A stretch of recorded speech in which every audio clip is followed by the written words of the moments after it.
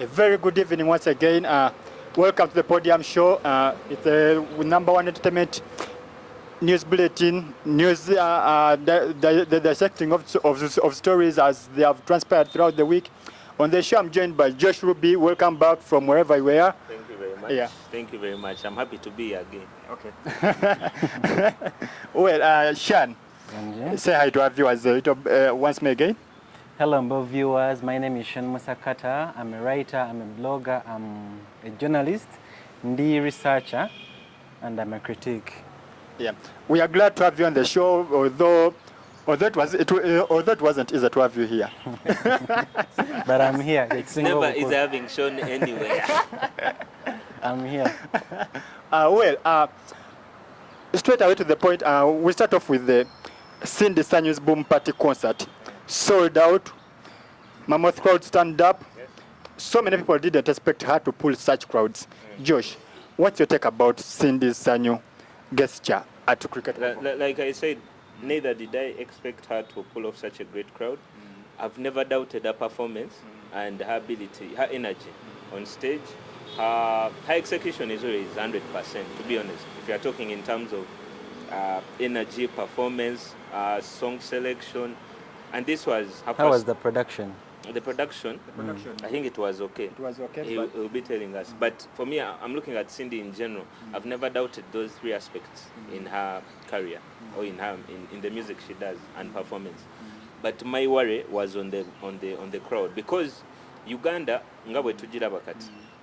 We focus so much ebivulu ebisinga biba byakukakasa, and this concert in this particular concert yali yakukakasa nnyo ate, because tulaba how it came up. Shiba Cindy, then enyumba nyimba biki ebyo byonna, so now concert nejja ne tuga okay kati wano tugenda okwawulira okitegeera. So it came and then of course first of all the costumes zali Cindy, twalaba obutaala obwarema tetwabutegeera naye we can say at least I can give her an 80%.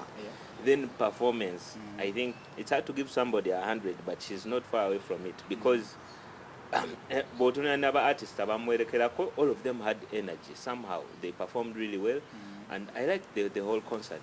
Nature crowd chiri. Why wasn't I pleased? Rather, why did I expect a lesser turn up? It goes back to advertisement. The past concerts we've had, even just this year, Spice Dana in January, twala bayatandika okulanga as early as last year. Okitegeera najangalanga mainstream radio, TV bichi. Cindy's concert, she only went to NBS TV when it was 2 weeks to go. She had the sponsor in a certain beer brand. Yamu obulango bwa radio, I think still not even within a month to the concert.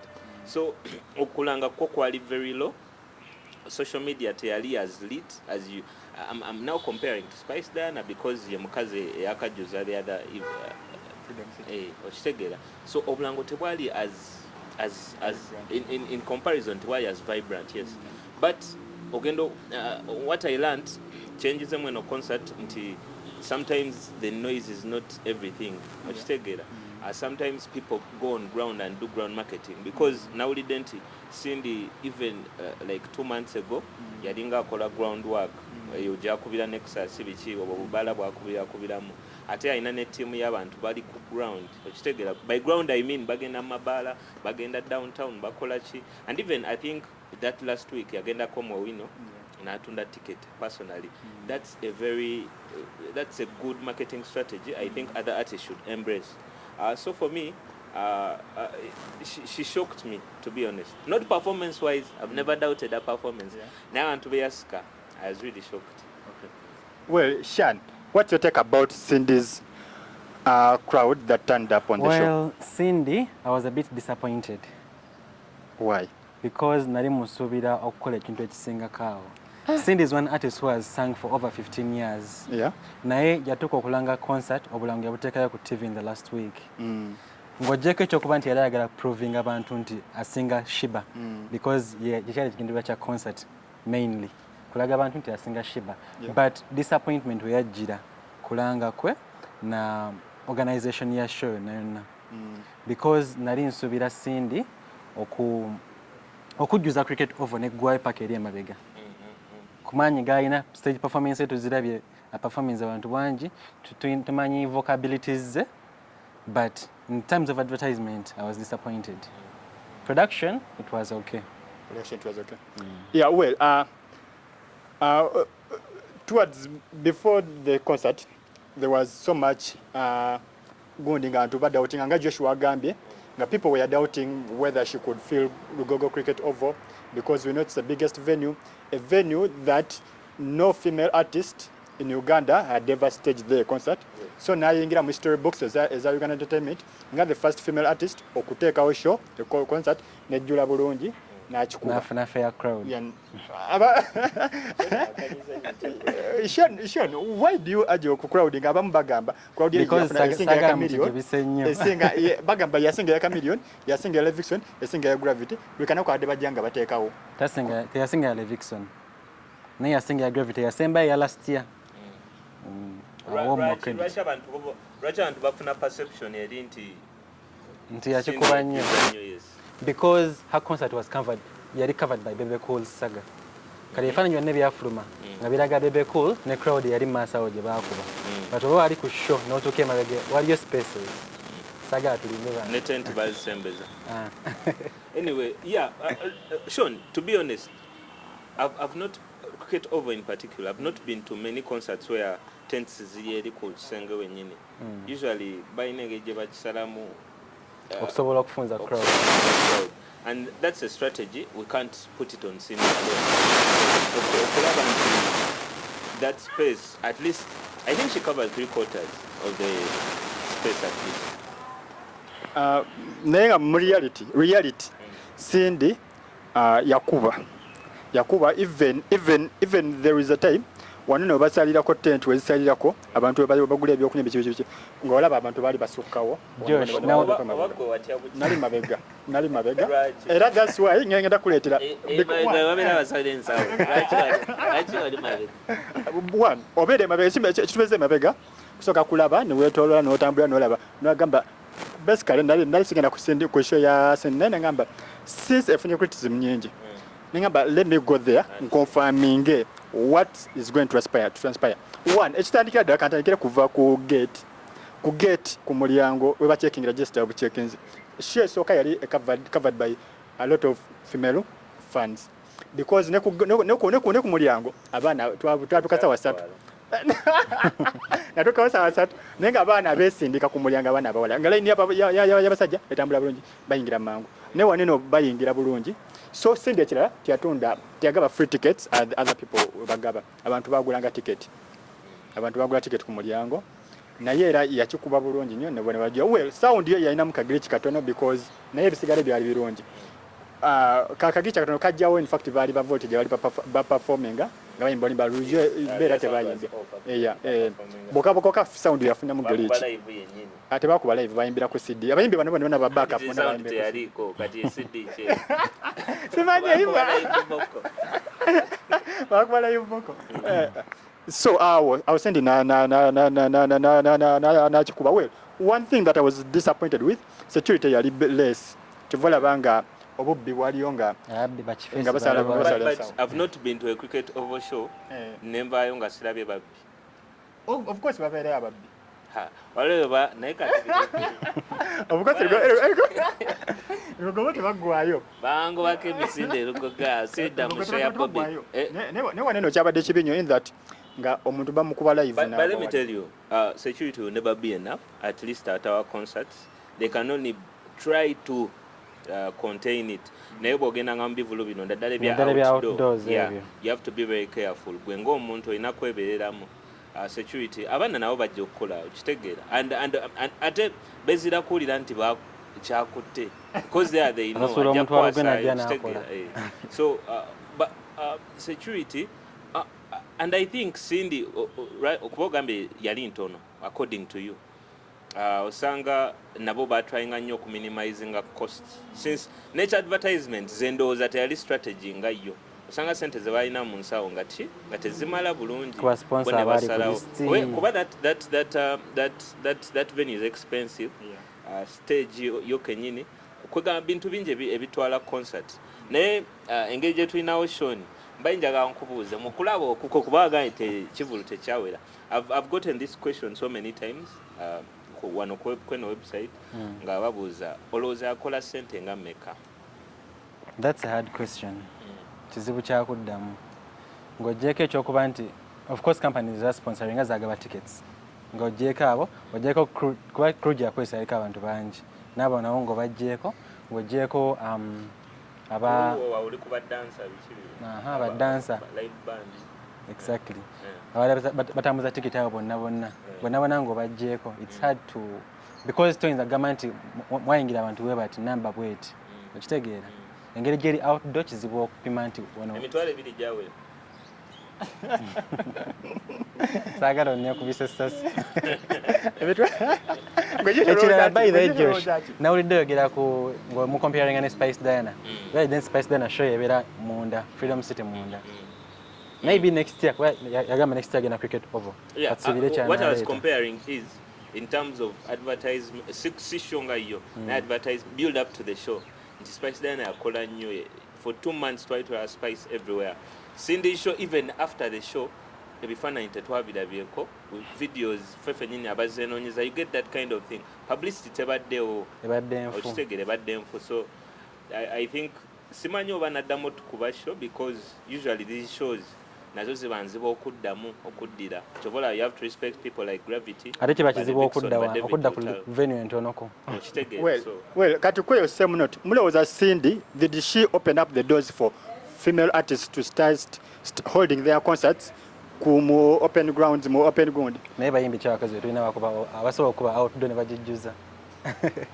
bameka tebawera na bataano ajja kuba beerimba nnyo and I don't advise any artist to go in and say Cindy did it I can also did it Shiba amaze emyaka akola concerts naye ekinene bwe yali akubya Africana wabweru aniena Shiba lwaki oyita nnyo Shiba ku bafaani baayina honestly I think if lwakuba guno mwaka musical tetunamutegera bulungi but if Shiba naye kati nga twadde ne syndicate if Shiba would asobola okutuorganizing awo nga mu May yawo I think she can come up with a good crowd honestly kuba nze kankubulire Cindy show without Shiba's controversy and everything they wouldn't have been the same crowd you understand so you kind of your mix eberawo if Shiba can also come up with the same strategy kuba Jeff Mugezi okitegera so kujja with any other strategy ekola I think she can try to do the same thing Cindy did simanyi but that's what I think naye nagenda cricket over so my comments kansomeko no comments katono well anga tukyagenda mu maaso abantu badde ki beebuuza nga bagamba ki abantu bano bagamba Cindy ayinza okuba yagambye tekyagala batoze na Shiba yavaera nakuba nakwanyemeza nagamba yawedde yabadde atunda sho kasita sho yawedde bato takyagyetaaga takyagyetaaga nge wadde omulamwa but does she really need it any bato to prove who to prove to the fans because na bato ng'ogyeko ekyo zikola okugyamu ssente ne crowd zenyini ziba zeejajinga okitegeera that's why abagyetaaga well abaliko kuliko Edgar Baron ogamba Edgar Baron alina Josh agamba Edgar Baron adagamba Josh we also need to discuss Josh's list of 10 things he doesn't like a lot of control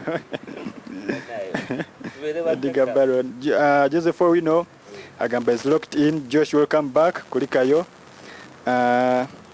Mvanungi Hajara mwana mpa ku dread nze gomba ndoze kiriwo Sean wano ndabawo Evelyn Nakai abadde aguringa ne Edgar Baron yeah then ono naye abadde addamu Edgar Baron Diana Lee Wama where is she abadde with Sandra Oriented will be here on the next show today is not feeling a bit well nenga she'll be back soon well etuveeyo ewa Cindy tugende ewa Pallaso the king of the east returned yakomyewo ku Tuesday. It's your boy. Yakomyewo Yesterday. Obucupa bw'omusajja obubuuse. Obucupa bw'omusajja. Don't drag is no zayo. Tulina kyogerako kibaddewo. Well, nebali saga bigenda. Well, obucupa since webuze. Well, Bebe Cool ku show him. Yaja, in fact it was B2C bali performing. Then we performing olimba lwa bwerumu. Ne babanga bagenda gutu. Ozanya gutu jja. Ne balujjayo. Ne bazanya luli kolaba yabwe ne Bebe Cool. Matu Magali. Then Bebe Cool alinya ku stage atandika okuwaga. Obucupa butandika okuflyinga mu bbanga awo. Then bamulekako ayimbe wayaze obucupa bweyongera. No, I think B2C tebamulekako because the song was still playing. Amatu Magali.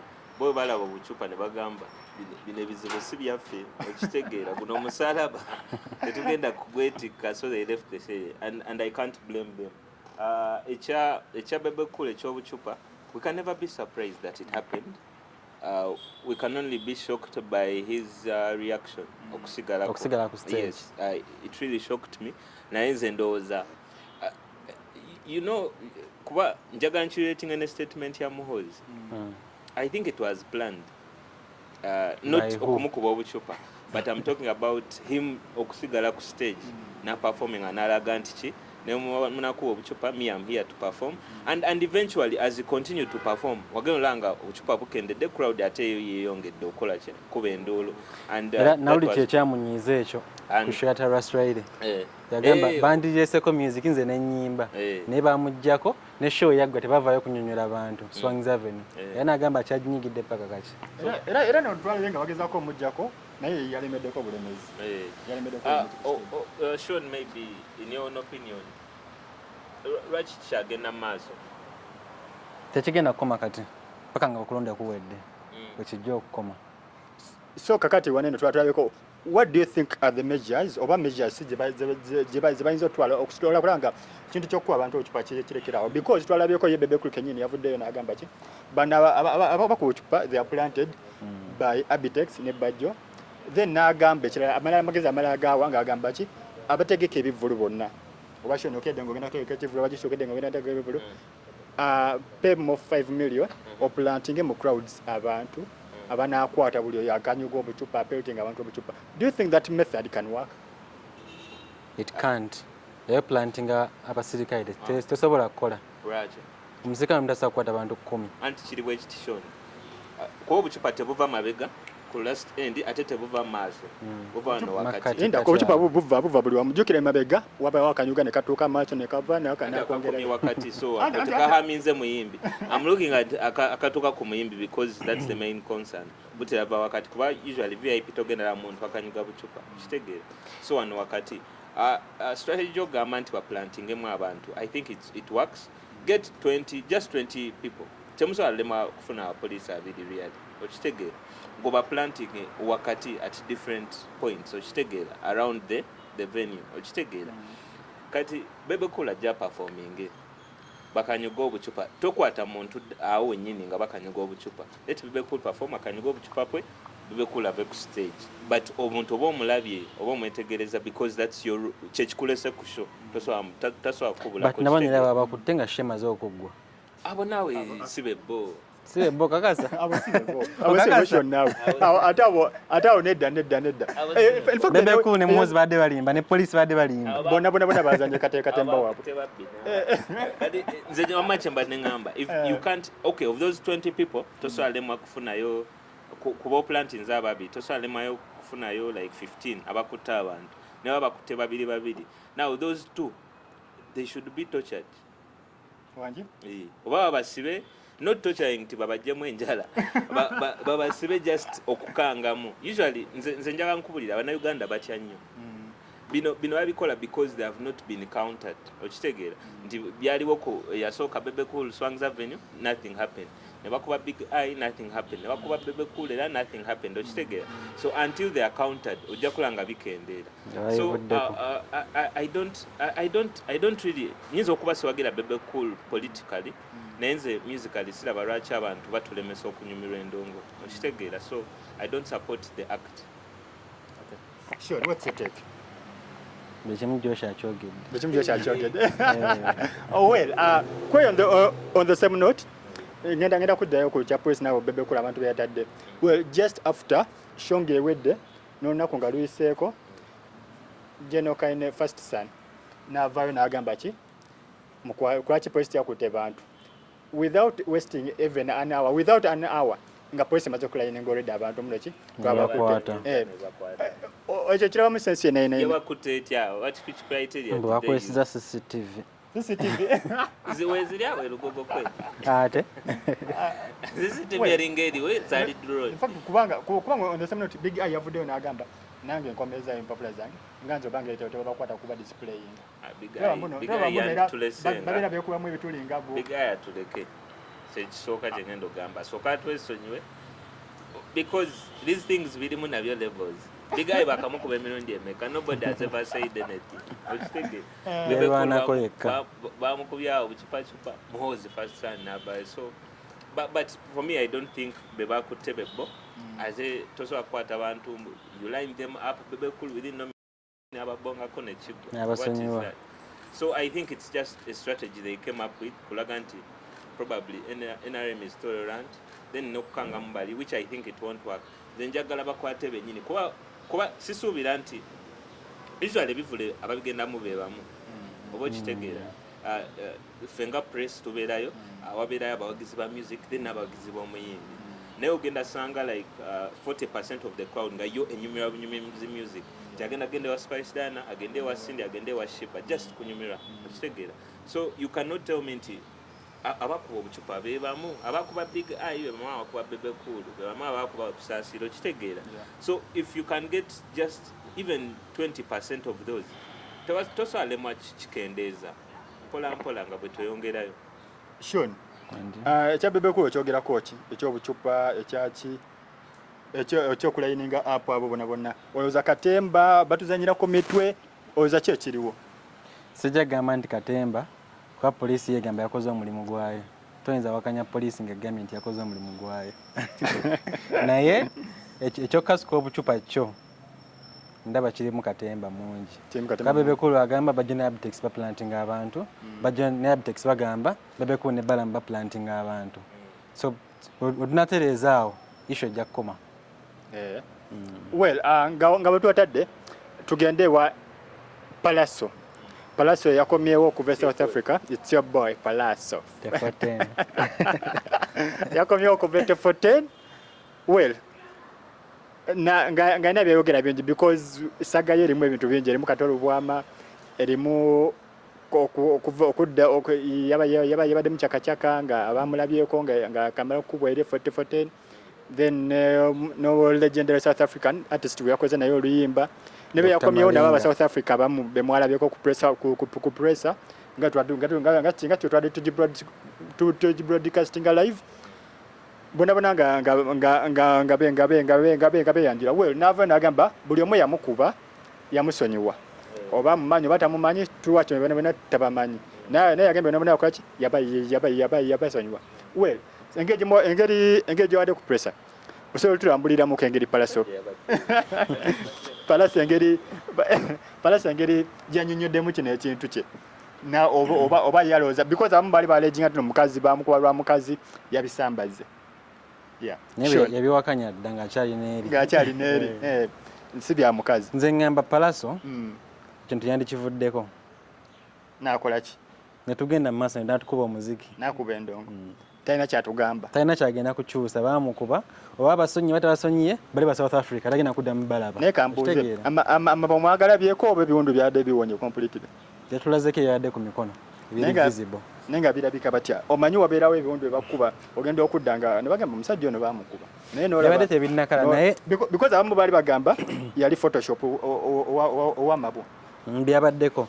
Nafunye chance nenjogerako naye nga press conference ewedde nangamba yafunye treatment e South Africa but temaze yataga omuscanninga munda ayinza bayinamu ebiwundu ayina pains awulira munda zetaga scanninga so agenda mu ddwaliro bazoka mu scanning bamukebere balabe ekituufu ekimuluma mu agenda mu mulago awo sinnamanya kubanga waleka mali amuli agalibete South Africa najja agende mu mulago anti ye kyekwasa nti bali basosola tebamutreatinga bulungi nga batreatinga bannansi.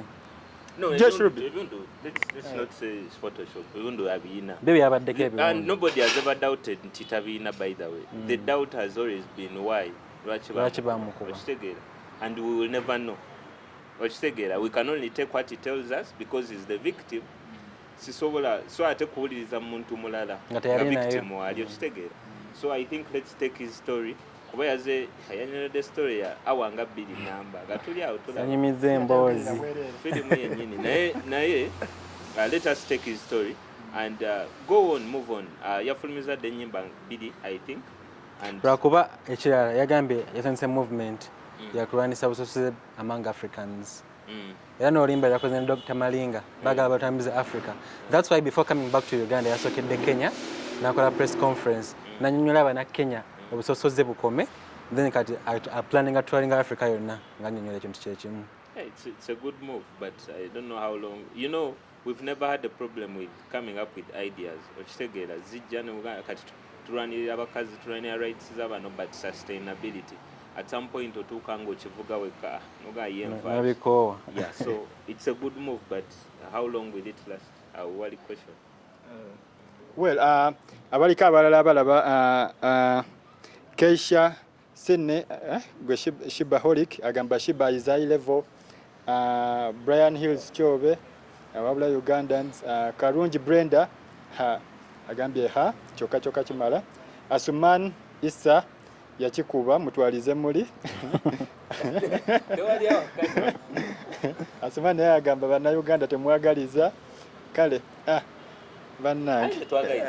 You know the problem with people with us Omuntu all ayagala as obeera- humans. Kuba tukiriza performance was fine, crowd was okay, but the ekintu ekiraba 100% fine okitegera. And our role here right to jano bone batulaba abali eri is to give them the other side of things against obubi and how can maybe the next artist okuchimproving. So bobo olaba show, not just this one, any other entertainment show abantu bebogera it's sibuchai because I have nothing against Cindy. Is actually mwagala ng'omuntu and as an artist, but wanga waliwo because nkugambye ekintu kya promotion teyakikola bulungi, and it's not just my opinion. Bogenda ini expert ne bogenda kuba kwabo ababeera ku TV bwe basinga olaba agenda kukola the same thing. So at least we are trying to, for us to kirabye, let's mention it for the next artist. Okay. Well, in the same regard, tugenda kudda ku MC Cuts once again. Yazem na breaking our internet. Ngera bulijjo wakikola. Well, this time around, omuwala Slay Queen yavudde na dropping aka video ke nga yakamala okwegadanga.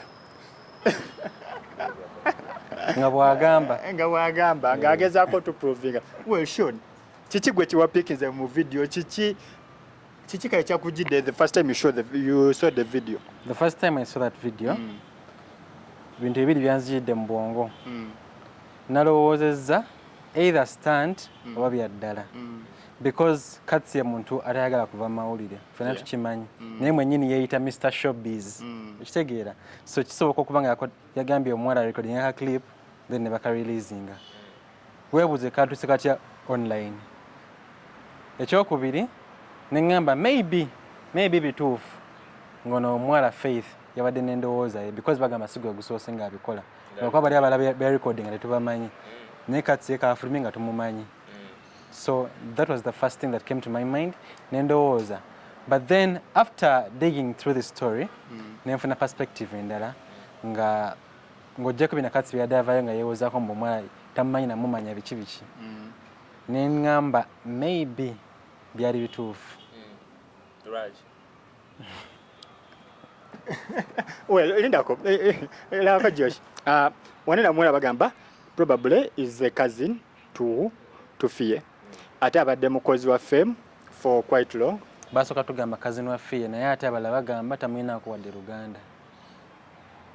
Some of these things we will never understand. But for me, I want to take it nga bwe kiri. The truth is Cuts have done money for quite a while. Because we've seen photos from like 4 years ago. Nga bali bonna. So I don't think yamulabye jjo oba recording the video abadde amumanyi ekyo kyo tukijjewo okitegeera. Now the other thing that could cause doubt whether it's true, abamu bagamba bingi, and some of them are dirty things, but for me personally I want to believe it happened, but I didn't understand kwa motive y'omuwala yabadde kuki, because nzibu yakutegeera because newala video if they had made love bandibadde mubuliri katsi yandibadde mubuliri but yabadde mu ntebe. Naye kimanyi video buli bubiri nedda bona bali mu ntebe because ye video esooka eno esinga okubeera viral balaga katsi ng'omuwala alaga obupiira biki kyabutadda, then waliyo endala then ng'omuwala alaga ng'akwatakwata katsi ku face ng'agenze ku ntebe wali katsi yabadde atudde ng'amukwatakwata mutambuza emikono wona nga kinga kyobeera oyimanyira omaaso. Wengambye nti katsi yali tategeera kuba wala video nedda si mbubi wala video eyo omuwala yamubuuza can I give you some water? Katsi teyadda namu yakyuka bukyuzi kiraga nti yali tategeera kigenda mu maaso kitegeera. So omuwala yalina motive ye okurekodinga ka clip ako ekyokukabirizinga kawusimanyi. So anyway, but the good thing I've seen, at least we have picked up in this current situation, he has not said anything. Yabi ignoring yakomyewo nawe ali mukukola. By the screenshot sinagikiriza. Ne screenshot gimwala byenfu. Sintuufu. It's not true. So the good thing is yabi ignoring and is doing his stuff, which is a good thing. Kati singa yakoze da video nga mutwala. So it's a good thing. Aika inachi aiga past situations ezaliwo. It's a good let's move on. Be better way. Because omwana nava na dating Facebook page yabaddewo yagijewo yabijja kudda ne Masake yabikola najja kudda bino bibaawo nebajjayo nefanya biraga nga omwana ali nebekulu mungi tetusubira bu video bulala buveeyo side eyo mumulowooza bwoba osubira babadijje kuba bangambye badijje kyabakola baloja bona bamalamala dda sigambye erinnya ngambye badijje naye singa video ye kenyini eyagiriikinze teyandivuddeko omuwala anti bazanya firimu zaabwe Josh naye mulekerawo kwebaka abajjako essimu webake naye wano mulekerawo kwebaka ennyo zembabwezi. Well, on the same note, Shiba yalaunchinze company ya Shiba establishment. Abantu lule mabega gye baconfusinga ne bagamba nti no Shiba avudde mu TNS, Shiba atandise company ye nga Shiba establishment kibalumya obwongo nga tebakitegeera bulungi ne batandika ne bakuba kerere mungi naye okube obutaba okukola kinga Shiba establishment company bagamba Jeff Chiwa tiyabadde ku mukolo era abantu bangi kyabali mu bagamba lwaki Jeff Chiwa yasinabinza omukolo gwa Shiba nga launching and how many neweziba concerts wadira yeko Jeff Chiwa nga wali nga Shiba performing. Jeff Chiwa is a behind the scenes guy, and okay, Shiba's biggest achievement ebadde nyumba so far okitegeera actually nyumba tetugenda gambo ebadde nyumba at least naye akyenyumirizamu twakirakyavuddeyo tulaga. Did you see Jeff there walako ku face ya Jeff? No. So and I appreciate him being behind the scenes than bamanager bamu abajja nasinga n'omuyimbi fame okitegeera. So yogera amanya Eddie Wizzy. Anyway, sigenda kumenya amanya, but anyway, the whole thing is I know Chazelle because we do rumors nti balina obuzibu tebakanya, but I want to I related to ebize bibao in the past. He's not a guy who will bring his face on the front line. Josh, Sean, oyogera ki ku Shiba establishment company gye launching officially after okumala ebbanga eriwerako nga agitukuba mu maaso naye nga talaunchinga. Shiba abadde ne plans nyingi alina ebintu bingi byayagala okukola era woba ojjukira emabegako yalaunchinga Shiba Holics. I think bagita Holics ng'emprintinga t-shirts nkofiira biki nga biriko Shiba oba biraba naye nga tekiri official because it wasn't registered. Kali alina registering amannya ge asobole okukola ekintu nga kiri away from TNS okitegeera. But my only problem was her launching a sanitary company yeyo ku lunaku lwe lumu ne Sindu yali yakola ki? That was my only problem. Yalina ku Yalina njawulo. njawulo. Shiba yakola Cindy yakola Saturday ono yalonjenga ku Sunday. But it's a good thing. Kwaye bakaseera tugamba she's a feminist alwanirira ddembe ly'abakyala. But do those pads that come holic pads? The only thing nti complaining about is the price. Aziseera. So do they stand a chance of survival in this industry? What do you think? Now it's so well nze ndowooza provided nti bano abantu abazikozesezzaako they gave good testimonies because kyemanya abasoose zikozesa bashibaholics if they good testimonies n'abalala bajja zikozesa kasita banazisuuta bekigaana awo kampani ejjayiika. well do you see any other artist okujjamu eyo style oba okujja mu style endala okumuborringako leaf ne bagamba Shiba olaba yakoze kino naffe ndowooza tukwateko no route etutwala waneno besides our music. Kino kintu si kipya abayimbi bazze bakola bizinesi zaabwe ez'enjawulo kusaasira ayina ebizigo oli ayina ekyo kitegeeza ebizigo bikyakola ddala nga juzi baamugoba mu nyumba just yali promotion nawe ya MTN Yoshi yagifuna era ndowooza Yoshi yagenda n'ofuna sola za kamiliyoni ze yagamba ezijja bw'oba olese kya kamiliyoni Bobi Wine yalina kabiriiti si yakubanga obulango bwa kabiriiti tolaba ne kamiliyoni phone teyali promo. It was more of it was a business. It wasn't a promo on MTN yamwa. Actually MTN teyagiranganga yali kampani ye mwennyini yali bwali busimu nga yabulese ku market obuli user friendly buno nga katojo kitegeeza ayagala butambule but somehow oba sente zaalaga wasimanyi nze nayingiina mwalinga basatu gwe ne ali tontompetera well nga tumaliriza Josh what are your last remarks to the viewers oba kintu kyenyinza okuba nga nerabidde kyoyinza okuba nga weerabidde sikiraba because of course stories keep coming up just babeere ku mbu.ug kuba story kweziri kati empya ezokya ddala ebyazawiye ebyayini ntale ebyanwagi byonna let them just go on Google, type in mbu.ug bakebere and follow us on Facebook, Twitter, Instagram. But maybe going into kubeno shebera once in a week, going into the weekend, simanyi shon wale shows eziliwo weekend yen and weekend tell show but going ahead I had Chameleon as a show in May. Who else? Pallaso abo bayinza ogisazamu by the ayo Pallaso Kenzo Festival by the 28. So I think actually Kenzo Festival let people just anticipate ekigendo better because I feel like he has organized himself well, he has the right people on board and it can go on to be a good and starter.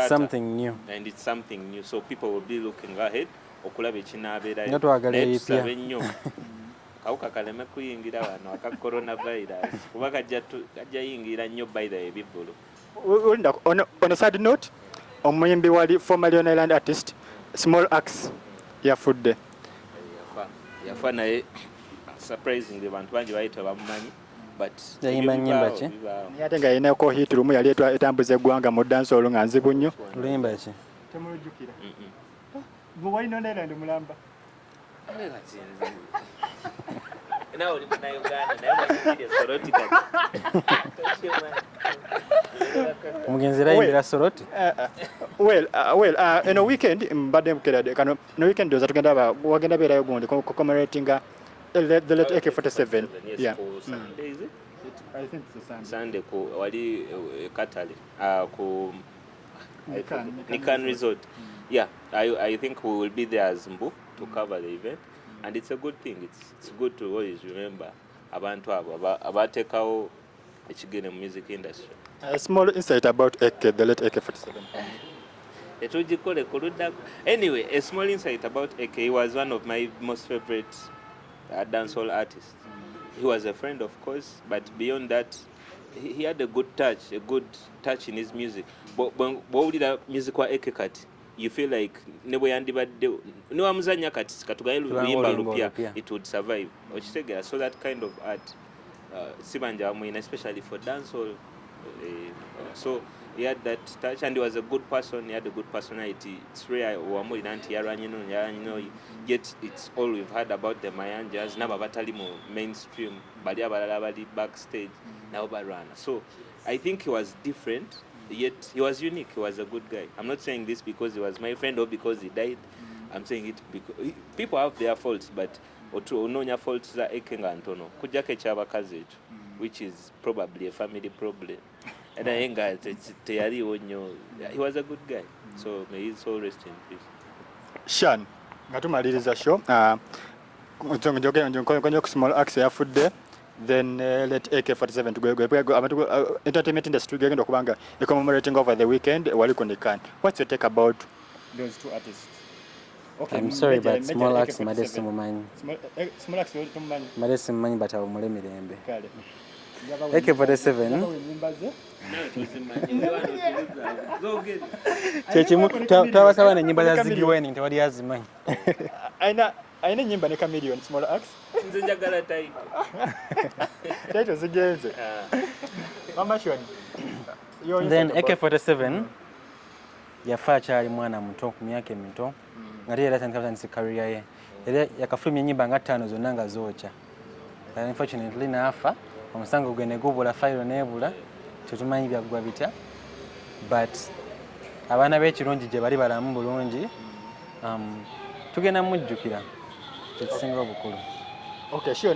Tumirako abantu bo ababadde bakulaba abaddeko nabo abayinza okulaba nga shewedde because tuba n'abantu bangi abalaba show nga oli sewedde after ya batumireko sagalo ga muno wajja kukyone tutakuwa mukisa gutumira abantu jagalo utumira abantu nga bangi tumira ko bosobola nga bangi no batano bokka.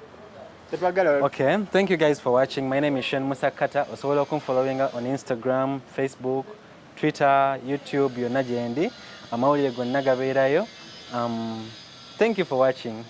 Sina ngena tumira in particular but my number tumidde Josh totumira Alonso Gana tumira Alonso tumira Eddie kazi tumira bali wano bonna andi yali kazi tumira n'omusajja ale mayiga camera samo and everyone. Anyway, like on a serious note, thank you guys for watching this show. It takes time, or I mean omuntu okuswala effort. Nagamba saa 10 Thursday, let me tune in. I mean saa 10 Tuesday, Thursday wongo budiwa. Let me tune in to mbu.ug in the show. We appreciate and we always trying to look for better ways of improving the show. So show nga bwazere rondoza asigareko ku show mujja kwa mutugamba mu comment section. But he's a guy from he also has a website, he's an online guy really. Running maybe I did have a gun. Running entertainment ajiri wakati, so he knows so much. We'll be bringing him in. Obongo buliwa. We'll be bringing him tujja watu mwondeka ola. No kwedesi mwagwaleta. Tujja kuwa tumuleta. Tujja tumuleta mu ngeri zonna. But thank you very much. I think that's it from me. Yeah. Okay. Thank you for watching. Always stay glued on Mbu for your latest entertainment stories that are trending in Uganda, East Africa. Well, it's Mbu, it's Solomon, Josh, Sean. and Shan. We sign out.